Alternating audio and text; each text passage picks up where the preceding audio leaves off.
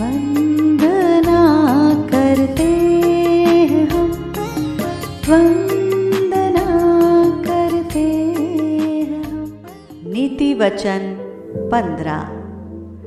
कोमल उत्तर सुनने से गुस्सा ठंडा हो जाता है, परंतु कटु वचन से क्रोध भड़क उठता है। बुद्धिमान ज्ञान का ठीक बखान करते हैं, परंतु मूर्खों के मुंह से मूढ़ता उबल आती है।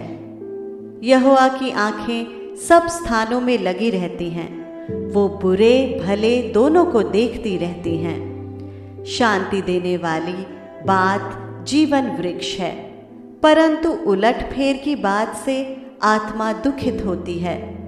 मूढ़ अपने पिता की शिक्षा का तिरस्कार करता है, परंतु जो डांट को मानता वो चतुर हो जाता है। धर्मी के घर में बहुत धन रहता है, परंतु दुष्ट के उपार्जन में दुख रहता है। बुद्धिमान लोग बातें करने से ज्ञान को फैलाते हैं, परंतु मूर्खों का मन ठीक नहीं रहता। दुष्ट लोगों के बलिदान से यहोवा घृणा करता है, परंतु वो सीधे लोगों की प्रार्थना से प्रसन्न होता है।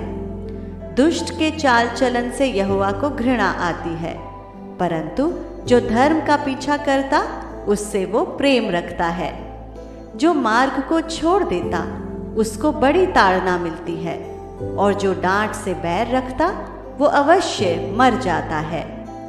जबकि अधोलोक और विनाश लोक यहोवा के सामने खुले रहते हैं, तो निश्चय मनुष्यों के मन भी।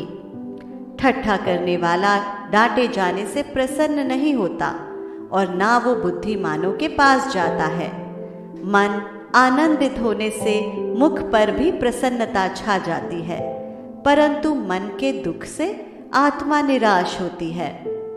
समझने वाले का मन ज्ञान की खोज में रहता है, परंतु मूर्ख लोग मूढ़ता से पेट भरते हैं।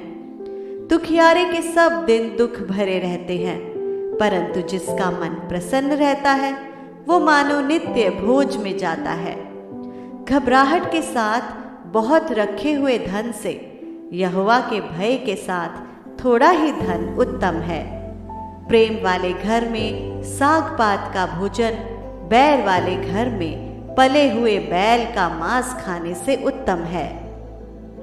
क्रोधी पुरुष झगड़ा मचाता है, परंतु जो विलंब से क्रोध करने वाला है वो मुकद्दमों को दबा देता है।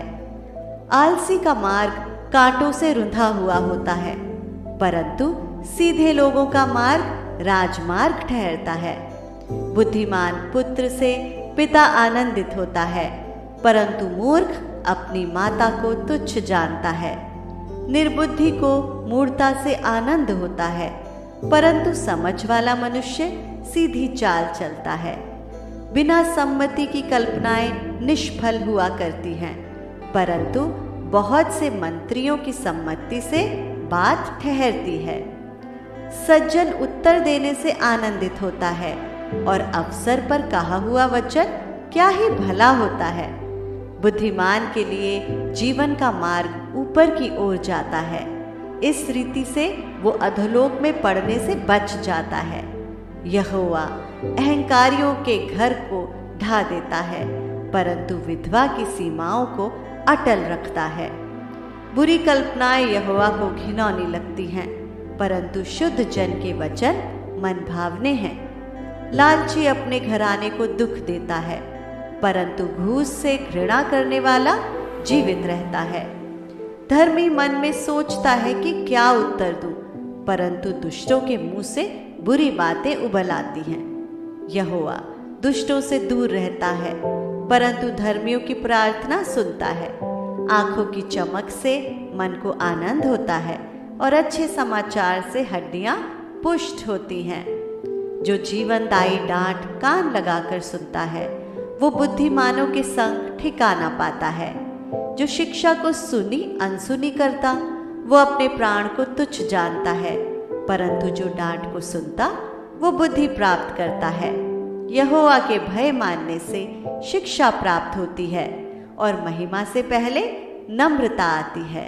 परमेश्वर के पढ़े जाने पर आशीष हो। आमीन।